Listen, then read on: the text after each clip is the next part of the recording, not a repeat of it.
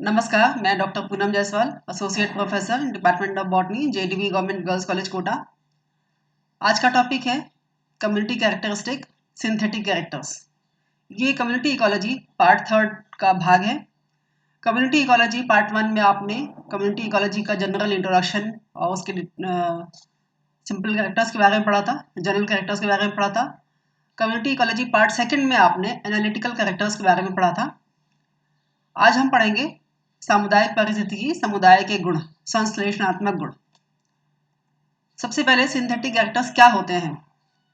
Synthetic characters को दरअसल जो एनालिटिकल कैरेक्टर्स होते हैं उनको डिटरमिन करने के बाद उनके आधार पर बनाया जाता है, उनके आधार पर ये तैयार किए जाते हैं, इसलिए इसको सिंथेटिक कैरेक्टर्स कहते हैं। और एनालिटिकल कैरेक्टर्स में जो क्वालिटेटिव और क्वांटिटेटिव कैरेक्टर्स होते हैं उनके आधार पर, उनके डेटा के आधार पर इनका कंप्यूटेशन किया जाता है। जैसे कि किसी भी एरिया की जो वेजिटेशन होती है उसका जो एनालिसिस करते हैं उसके लिए सबसे पहले हम एनालिटिकल कैरेक्टर्स निकालते हैं, क्वालिटेटिव एंड क्वांटिटेटिव कैरेक्टर्स निकालते हैं। उसके आधार पर फर्दर स्टडी के लिए, फर्दर एनालिसिस के लिए उसको हम सिंथेटिक कैरेक्टर्स के पैरामीटर्स में डिस्क्राइब करते हैं। सिंथेटिक कैरेक्टर्स के लिए कौन कौन से पैरामीटर्स लिए जाते हैं वो इस तरह से हैं। सबसे पहले प्रेजेंस एंड कॉन्स्टेंस। प्रेजेंस का मतलब आप हिंदी में समझते हैं, उपस्थिति। वो किन किन स्टैंड्स में, जितने आपने एरिया स्टडी किया है वहां पर उपस्थित है या नहीं है, that is presence. And Constance मतलब होता है कि लगातार प्रेजेंट होना, that is the degree of presence. किस लेवल तक, किस स्तर तक वो प्रेजेंट है, that is Constance. Presence and Constance को दर्शाने का तरीका है कि हाउ यूनिफॉर्मली और species occurs in a number of stands of the same type of community. एक पर्टिकुलर कम्युनिटी में कोई भी स्पीशीज कितनी यूनिफॉर्मली, कितनी एकरूपता से प्रेजेंट है, ये हम दिखाते हैं प्रेजेंस या कॉन्स्टेंस के आधार पर। The species on the basis of its percentage frequency में belong to any of the following 5 presence class decide किए गए थे, जो कि ब्राउन ब्लैंकेट ने दिए थे 5 प्रेजेंस क्लास। और इनका आधार है जो आपने क्वालिटेटिव क्वांटिटेटिव कैरेक्टर्स एनालिटिकल में पढ़े थे, उनमें जो फ्रीक्वेंसी स्टडी करते हैं उनके आधार पर ये 5 प्रेजेंस क्लास बनाए गए हैं। उसमें सबसे ऊपर आता है रेयर। रेयर मीन्स दुर्लभ। अगर वो जो जिस प्लांट के बारे में आप पढ़ रहे हैं वो 1 से 20% तक की सैम्पलिंग यूनिट्स में प्रेजेंट है तो that is called referred as rare. 100 में से अगर 1 से 20 स्टैंड में वो प्रेजेंट है उसको रेयर मानते हैं। Next is seldom present. Seldom means कभी कभी प्रेजेंट होगा। ये 21 से लेकर 40% सैम्पलिंग यूनिट्स में प्रेजेंट होगा। एक बार ध्यान दीजिए आप, सैम्पलिंग यूनिट्स वो यूनिट्स है जिसको हम एक बार, अगर हम ग्रासलैंड स्टडी के बारे में बात करें, ग्रासलैंड की स्टडी करें, सैम्पलिंग यूनिट्स है एक 1/1 मीटर का क्वाड्रेंट। इसी तरह बड़े स्टैंड के लिए बड़े क्वाड्रेंट्स लिखे जाते हैं। तो this is called sampling unit. एक पर्टिकुलर साइज की जो सैंपल साइज को सैम्पलिंग यूनिट कहते हैं। तीसरा है ऑफन प्रेजेंट, जिसको बहुधा, ये बार बार प्रेजेंट होगा। लगभग 41 से 60% सैम्पलिंग यूनिट्स में प्रेजेंट होगा। Next is mostly present. अगर कोई स्पीशीज 61 से 80% सैम्पलिंग यूनिट्स में प्रेजेंट है तो वो डी कैटेगरी में आता है, मोस्टली प्रेजेंट होगा। अगर कोई स्पीशीज 81 से 100% सैम्पलिंग यूनिट्स में पाया जाता है, लगभग सभी में पाया जाता है, इसको बोलते हैं constantly present. Next is Constance. Constance means होता है निश्चित रूप से प्रेजेंट होना। Is generally determined from the frequency. ये भी फ्रीक्वेंसी के आधार पर होती है और इसको भी 5 कॉन्स्टेंट क्लासेस में डिवाइड किया गया है। अगर कॉन्स्टेंट क्लास 1 अगर 1 से लेकर 20% तक फ्रीक्वेंसी है तो वो कॉन्स्टेंट क्लास 1 में आता है। 21 से 40% फ्रीक्वेंसी वाले कॉन्स्टेंट क्लास 2 में आते हैं। 41 से 60% फ्रीक्वेंसी वाले कॉन्स्टेंट क्लास सी में आते हैं। 61 से 80% फ्रीक्वेंसी वाले कॉन्स्टेंट क्लास 4 में आते हैं। 81 से 100% फ्रीक्वेंसी वाले कॉन्स्टेंट क्लास सी में आते हैं। आपने एनालिटिकल कैरेक्टर्स में पढ़ा था, फ्रीक्वेंसी मतलब कितनी उसकी जो फ्रीक्वेंसी है, बारंबारता है, डिस्ट्रीब्यूशन है, वो किस लेवल तक है, that is estimated by frequency. Next is fidelity. Fidelity क्या होता है? फाइडेलिटी और फेथफुलनेस भी समझते हैं इसको, सिंपल भाषा में इसको समझिए। फेथफुलनेस मतलब ये हमारा घर है तो मुझे यहाँ होना ही होना है। तो फाइडेलिटी और faithfulness is the degree in with which a species is restricted in distribution to one kind of community. एक पर्टिकुलर कम्युनिटी में कोई पर्टिकुलर एक खास स्पीशीज वो वहां पर उपस्थित होगी ही होगी, वही उसका फेथफुलनेस है कि यहाँ तो मुझे होना ही होना है। That is called fidelity.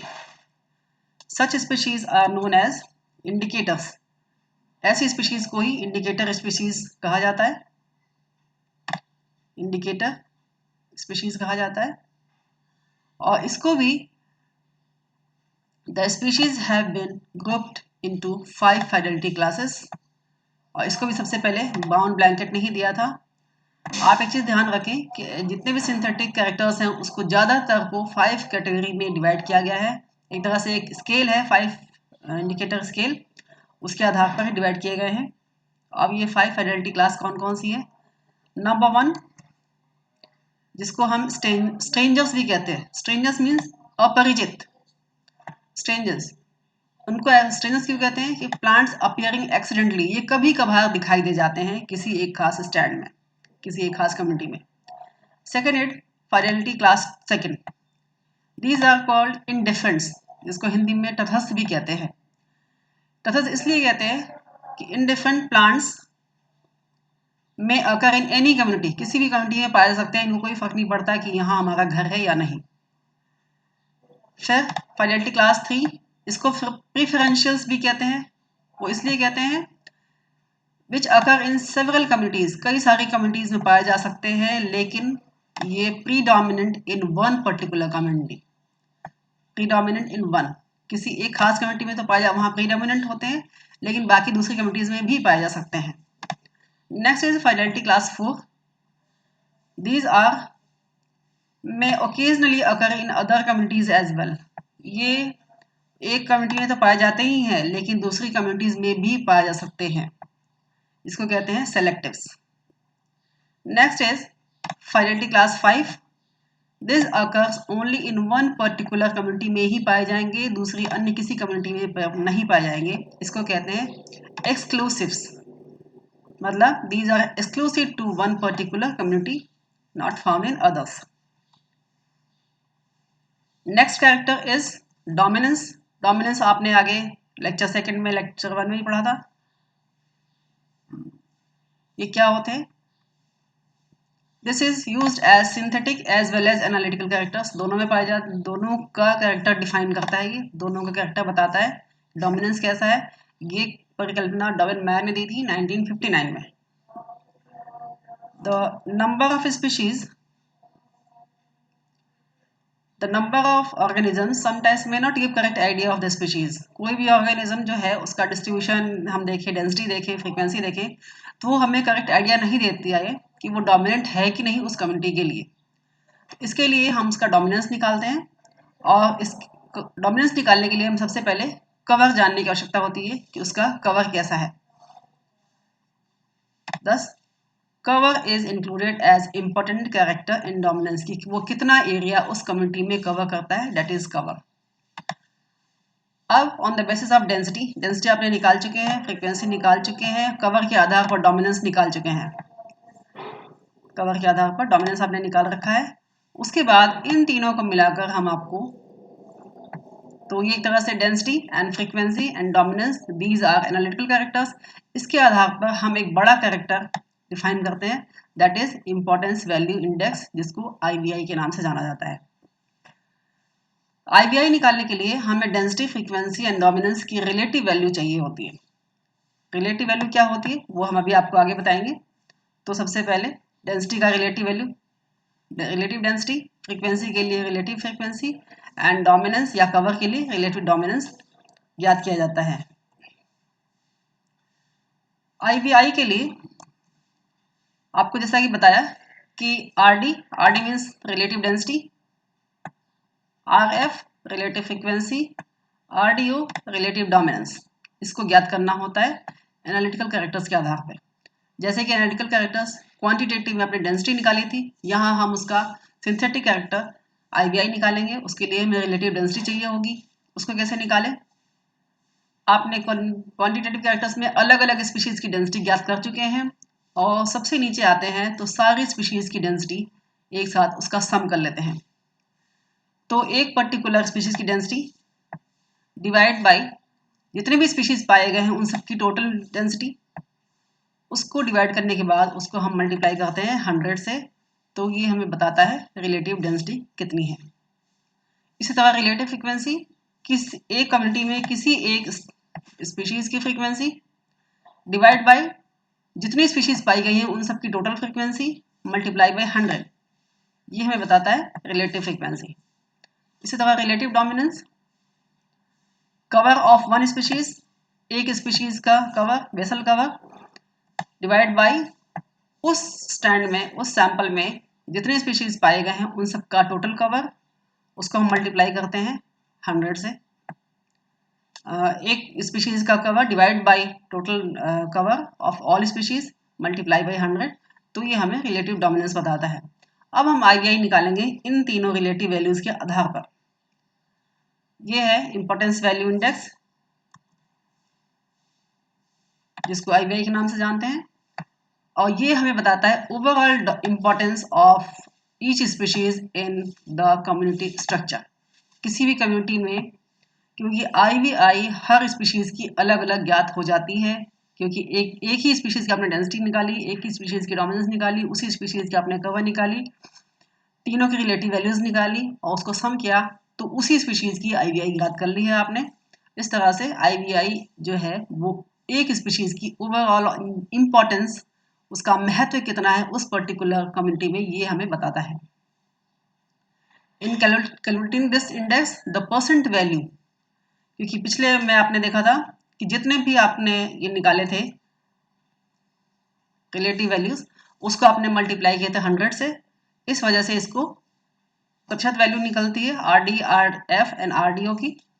इसी का हमें सम करना है और सम करने के साथ ही ये हमें पता चल जाता है IVI is equal to RD relative dominance,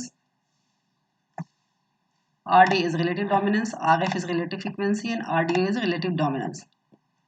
और इस तरह से IVI किसी भी स्थान का, किसी भी स्पीशीज की, जितनी भी स्पीशीज आपने पाई है एक स्टैंड में, सबकी IVI ज्ञात हो चुकी है और उसी से हमें उस जगह में सारी स्पीशीज के जो प्लांट्स हैं उसकी सोशियोलॉजिकल स्ट्रक्चर हमें मालूम हो जाती है।